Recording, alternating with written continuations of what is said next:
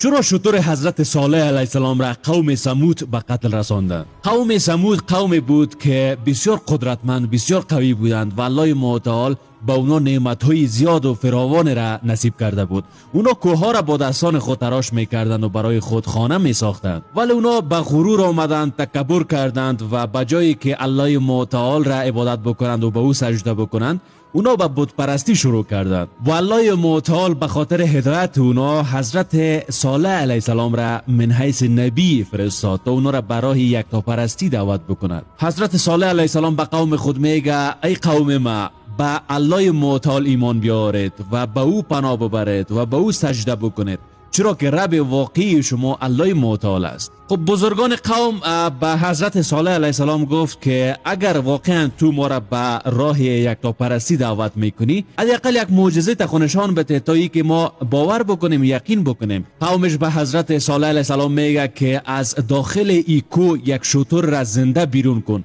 وقتی که شتر بیرون آمد، ما دیگه به حرفای تو باور میکنیم و میگیم که تو نبی الله هستی. همه قوم حضرت صالح علیه السلام تماشا میکردند که به امر الله متعال یک شتر خیلی مقبول از داخل سنگ ها از بین کو بیرون شد. عزیزان، برای که ویدیو طولانی نشه، ایره در 2 قسمت ساختیم. برای قسمت بعدی حتما در کامنت عدد 2 را نوشته بکنید.